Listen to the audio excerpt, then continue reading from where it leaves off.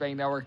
Great to be rejoined by Tanner Kern. He does great work over at DraftKings. And Tanner, we're going to take a look at the Monday card here in a minute with regards to baseball. But what have you made on the trade deadline thus far? And are there any teams that you're a little bit more bullish/bearish on with regards to the moves that they've made? So once Shohei Ohtani was sticking with the Angels, I was like, the trade deadline's not going to be super interesting this year. But there's been a few moves that have been massive, including Max Scherzer going to the Texas Rangers. He's going to be there for another season as well, as he opted in already. And we look at the Texas Rangers. They're my favorite team to come out of the American League right now, just because the league is wide open when you look at it. The Baltimore Orioles. Yes, they're very good, but there is some flaws in their game, especially in their starting pitching. The Rays, we've seen that they're beatable, right? In the Central, there's nobody in the Central that can compete. And then the West, it's the Rangers and it's the Astros. So I look at this American League, it's wide open. And the value on Texas for plus 800 is massive. When you look at how good this offense has been this season, Marcus Semien, Corey Seager, Adolis Garcia, there's been so many guys that have just delivered, Josh Jung. And then when they're pitching, there's been guys that kind of over-delivered, guys that we didn't expect to be as good as we thought, as good as they performed this season. So for plus 800 right now, I'd be on Texas, especially after them going after Max Scherzer and find a way to get him. Absolutely. And do shop around for some of these numbers as well, because you're always going to find some books that they might have a little bit of a rogue number, especially with how much we are seeing changes with regards to the trade deadline, how much news is trickling in as well. So utilize all of your outs there, but it's going to be really interesting to watch this Texas Rangers team moving forward, because they did have to place Nathan Eovaldi on the injured list. But when you bring in Jordan Montgomery and you bring in Max Scherzer, that's a good way to be able to help out with that. And for the Milwaukee Brewers, been interesting to watch them. I'm a Milwaukee Brewers fan, and I feel like they should be making a few more moves. But fortunately, it looks like this man is not going to be moved. Corbin Burnes, he is on the bump for the Milwaukee Brewers on Monday. I know that there was some trade speculation around there. Fortunately, that has been put to bed. He's going up against Jake Irvin of the Washington Nationals. Nationals between about a plus 165 to a plus 175 underdog, between minus 190 and minus $2 with the Brewers.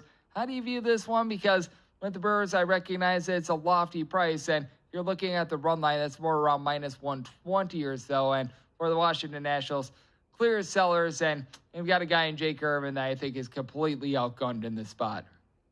It's a prime run line spot for the Milwaukee Brewers. They're on the road. They're guaranteed the 9 at-bats. They have a pitching advantage. The Nationals' offense actually has been better overall this season than Milwaukee, which is crazy to think. But the pitching advantage is what I'm really looking at in this game. Corbin Burnes is going to be on the bump, obviously, and he's been sensational. 9-6 with a 3.46 ERA and a WHIP right around 1. Strikeouts are over 9 per 9. And then when you look at it, he's also limited his home run. So a lot of good out of Corbin Burnes this season. Jake Irvin, as you said, kind of washed up, not really delivering this season. 3-5 with an ERA right around 5, a 1.43 WHIP, which isn't going to cut it. And then when you look at his strikeout rate, it's not that good at all. So I'm going to be on the Brewers here.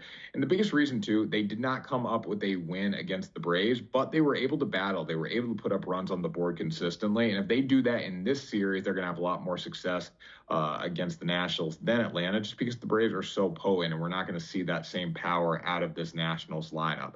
Milwaukee's only hitting 233 on the season, but they have scored 435 runs this season. That is 20 less than the Nationals, but when it comes down to it, the Milwaukee bullpen is better. The starting pitching is better in this spot, and I'm going to go with them on the run line. Hopefully they can win this game by at least 2 runs. And this is the third straight year Corbin Burnes has been posting up a better ERA on the road than he has been at home. He's actually a pitcher that you want to back a little bit more, in my opinion, on the road than at home. So I'm in total agreement with you there, as Tanner Kern does great work over at DraftKings, joining me right here on the Greg Peterson Experience. And let's take a look at this one. We've got those aforementioned Atlanta Braves. They're going to be playing those to the LA Angels, as Griffin Canning goes for the Angels, and Charlie Morton is on the bump for the Bravos, with the Braves finding them as a big favorite, anywhere between minus 225 to a minus 250, getting anywhere between about plus 195 to plus $2 on the Angels, with a run line price much more respectable on the Atlanta Braves, anywhere between minus 115 to a minus 120. In my opinion, these are the sorts of games where you either look at that underdog on the money line, or you take a look at the Braves on the run line. There are some rare exceptions, but typically I just don't have a lot of interest in laying a big money line here. For me, it would be run line or take a big plus number. I'd go with the run line for the Braves. They were tied 6-6 with the Milwaukee Brewers. I was watching this game from the casino, and just like that, they end up winning 8-6. They find a way to hit the ball out of the yard, and that's a reason to back them on the run line whenever you can get it for a fair price here. Charlie Morton's on the mound, 10-8 with a 3.57 and 1.42 whip. He really has not been that good this season, but it does not matter just because of Atlanta's offense. They are so powerful 1-9, and they will hurt any opposing pitcher.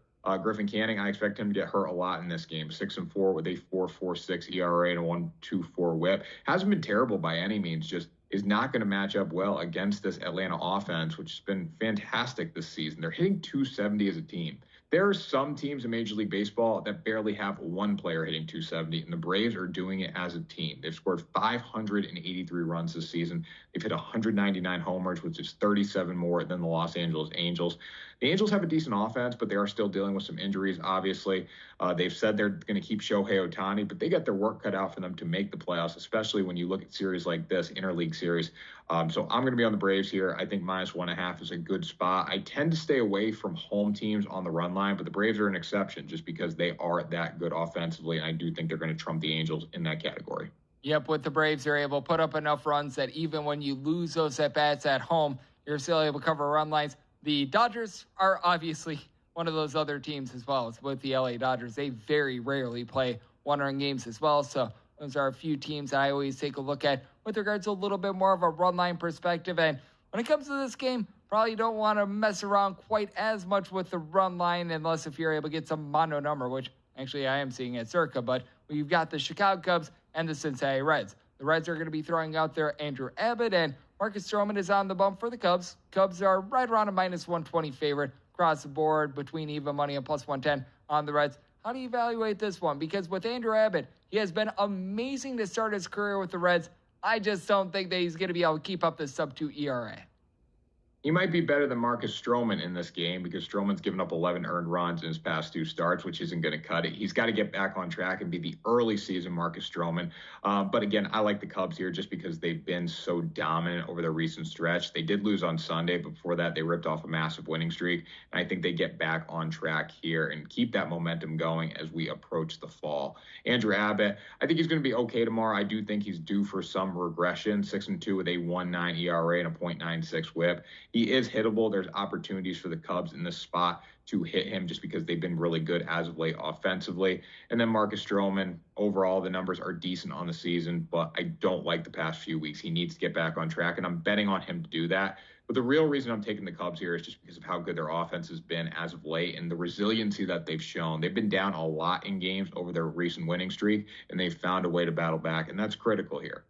The Cincinnati Reds do not have a great bullpen. No secret there. If Andrew Abbott doesn't deliver early, there's opportunities for the Cubs to get to this pitching staff overall. They have a 4.62 ERA as a team compared to the Cubs, which is right around 4.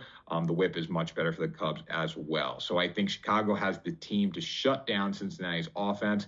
If they can just get to Andrew Abbott early, I think it's going to be a good day for Chicago. Yep, and the Chicago Cubs wondering how much they are going to be buying at the deadline as well, if anything at all. So this game is going to be going a long way there, and we got about a minute left to go north of the border. The Blue Jays with Chris Bassett play us to the Baltimore Orioles with Kyle Gibson going total of 9, and the Toronto Blue Jays about a -142, a -145 favorite. Does Chris Bassett get taken hook, line, and sinker, or do the Baltimore Orioles bettors get taken hook, line, and sinker? Critical series here. You look at the Blue Jays, they're 5 games back in the American League East. I do think they have a pitching advantage. Obviously, it's no secret there. Chris Bassett is better than Kyle Gibson. However, this Baltimore offense has been delivering, and they consistently deliver. Also, when you look at the Orioles, they're fantastic on the road. They're 32-20 this season. That's a reason to lean with them in the spot. They scored about 30 more runs than the Toronto Blue Jays. They have not been great over their past stretch, but I do like Baltimore here. Anytime you can get them for a plus money dog, it's worth taking. And anytime we can get Tanner Kern on the show, that's an interview that I'm going to be taking as well because he do absolutely amazing work over there at DraftKings, and I always appreciate the time. Thank you so much. Thanks for having me, Greg. Really appreciate it.